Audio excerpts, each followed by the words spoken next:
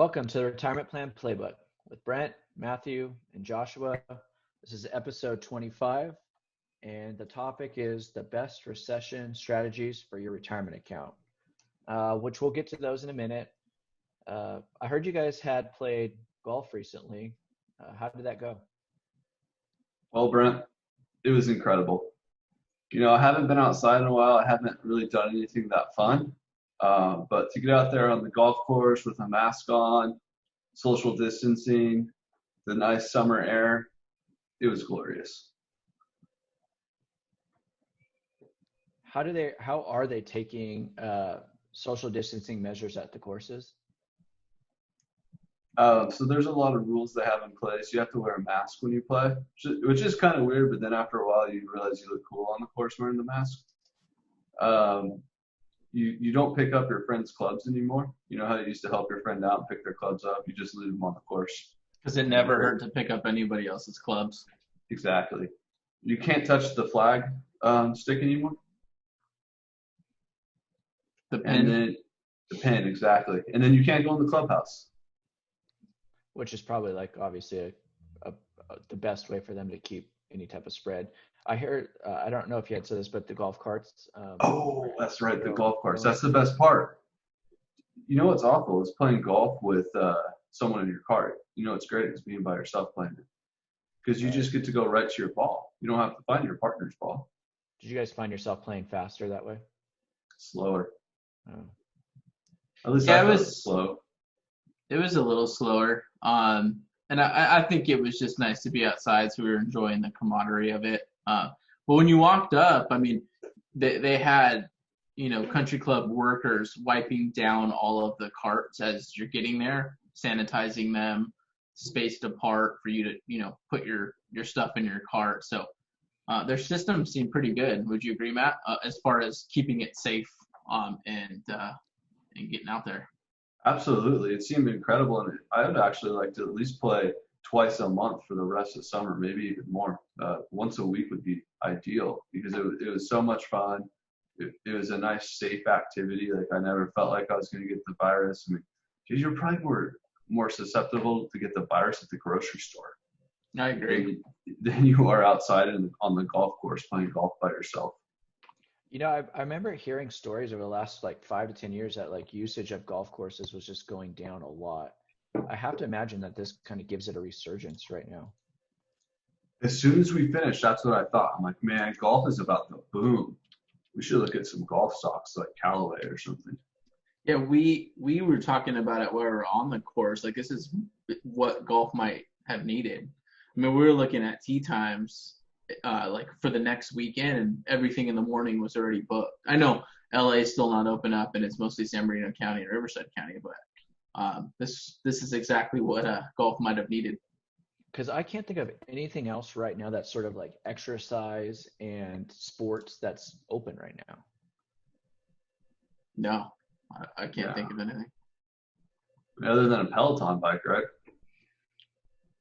Yeah, so I guess if you're listening and you play golf, if you haven't started getting out there, I guess one of their recommendations is get out there and get some fresh air and go play. One of the things, staying on sports, did you guys watch the Michael Jordan documentary up to this point yet? I'm not all the way caught up, so don't spoil it for me. No spoiler alerts on this podcast. You just ruined my RPA recommends, man. Sorry. It is just so fascinating to watch somebody who's just so dynamic and who's just so into his craft. I just wonder, I don't know really what the backstory is. Do you know what the backstory is, Matt or Josh? How they came up with or why they took so long to release it? I think that he had the footage, somehow he had the rights to all of the footage.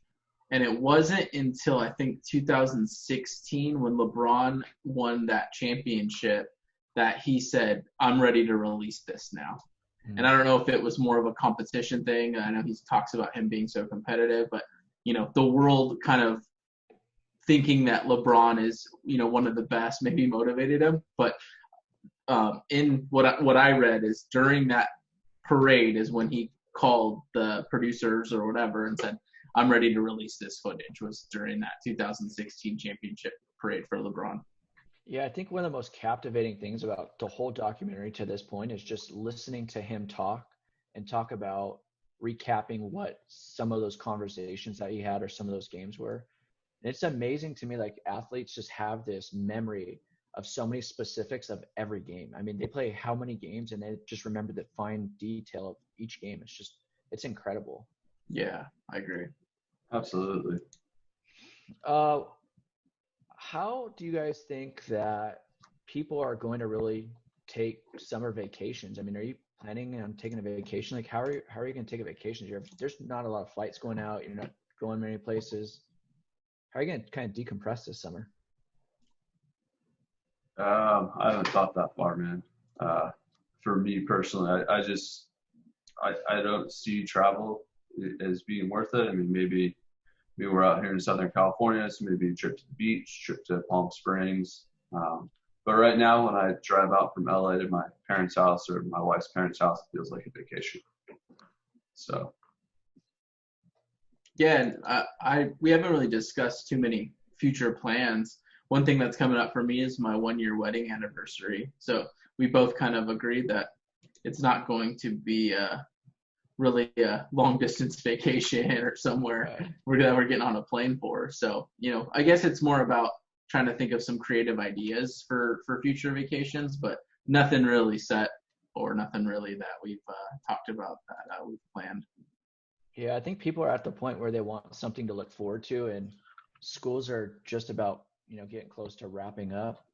You want to put some vacations on the calendar for the summer, but it just seems impossible to plan too far ahead. I mean, I feel like you can only plan a week or two at a time right now. Just nobody knows what's going to go on in the future. So it just seems like it's impossible. I mean, getting on a flight and going to a hotel right now just seems nearly like it's not going to happen, obviously. Right. Quick other question. Would you actually trust the vaccine that would be potentially coming out? Or would you just wait till herd immunity happens? Because I feel like, if they get a vaccine and then by that time it's going to take enough time and there's enough people that have gotten COVID and gotten through it, like if enough people get vaccine and you kind of still stay safe and enough people have gotten it, then you kind of get to that herd immunity spot. Like, now, obviously, I'm not a doctor or a scientist. I don't know that to be factually true, but would there be reservations on taking a vaccine? I know you guys aren't big flu shot guys. I don't think I would take it, to be honest. Not a lot of upside. And I feel like, yeah, I feel like you get to the herd immunity stage, right? yeah, and also everyone's talking about a vaccine. Don't really know if there's going to be one. Like, I think that's kind of wishful thinking. Most likely the virus will just die out with time. I think though, being young and depending on your health situation, like what would be the rush if you're young and healthy? I wouldn't be in a huge rush to be the first one to try a vaccine. It's kind of like waiting for the new iPhone to fix its glitches before you buy it. Like, I'm not in a rush to go do that. So I would definitely be on the side of waiting. That's a good point. Yeah, I get my flu shot every year. It's something that I really need to do, but once this comes out, it does give me much reservation. My kids are vaccinated, but just sticking a vaccine into my kids or myself that's just so new, I mean, that just gives me a massive amount of reservation. But I mean, again, we can only plan so far. Let's move on to some hot takes in the news right now. And staying on COVID, should the U.S. start to ease social distancing requirements, Matt? Hot takes. This sounds like a new segment. Yeah, I do. I think the U.S. needs to really start easing up the social distancing requirements right now, especially in some of those states where there's not a lot of cases. If you look, the biggest, I guess, statistic that people need to start looking at is percent of positive tests. And that's been rapidly declining in the U.S. since April. And in certain states, it's extremely low, 1% to 2%.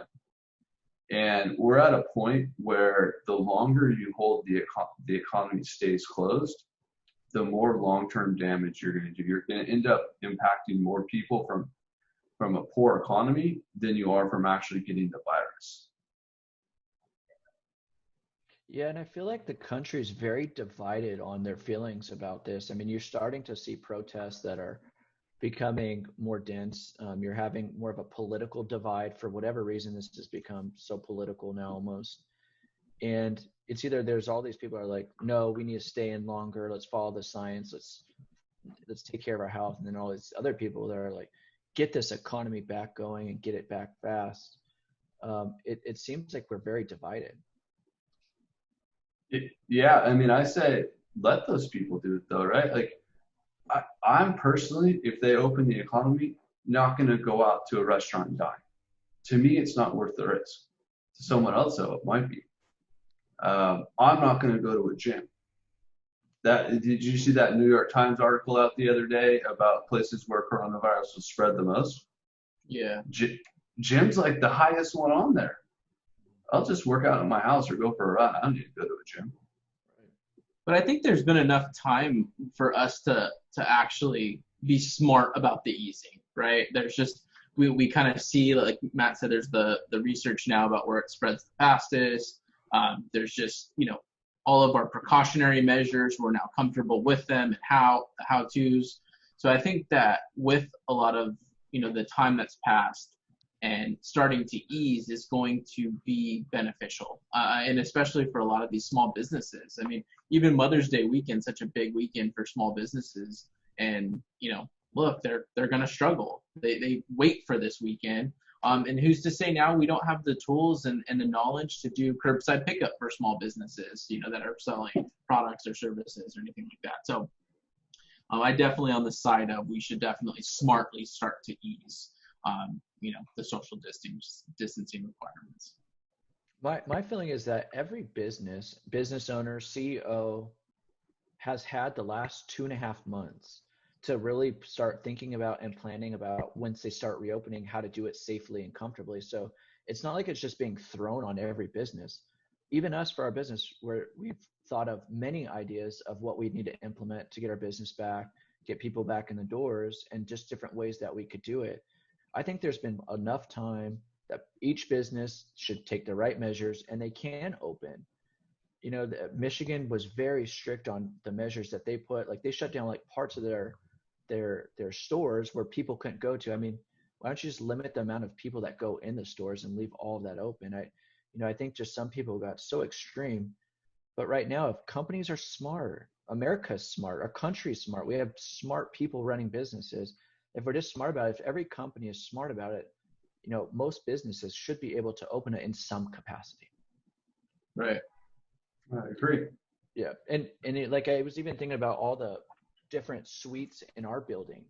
If you're a company that can telecommute, you don't have to work in the office, let the people in your building who need to be there, let them work. If you can work at home, the other businesses can stay home. You could almost spread it out very carefully, and minimize actually how you are social distancing business in a sense. I think, we are ready to get back to those things. Yeah, absolutely. Another hot topic, oil traded negative a few weeks ago. It was the first time it's ever traded negative in our history. I'm curious to see what you guys would think about how this will actually impact people's everyday life, and is buying oil a good investment? Man, this is a crazy story, huh? Like people are mystified. Like, how could it trade negative? And essentially what that means is if you're buying a commodity like oil, you have to take delivery of it at the end of the month. So that means someone will come to your house and they'll literally drop a big old barrel of oil off, right? And there's no more storage for oil because there's literally no demand for oil in the month of March and early April. So all the storage facilities were filled up, right? And so what that's essentially saying with the negative prices is it means that someone who owns the oil is willing to pay you to store it. So if you can figure out how to store it, they'll pay you. Right, because like literally this pandemic has wiped out a third of global demand right now.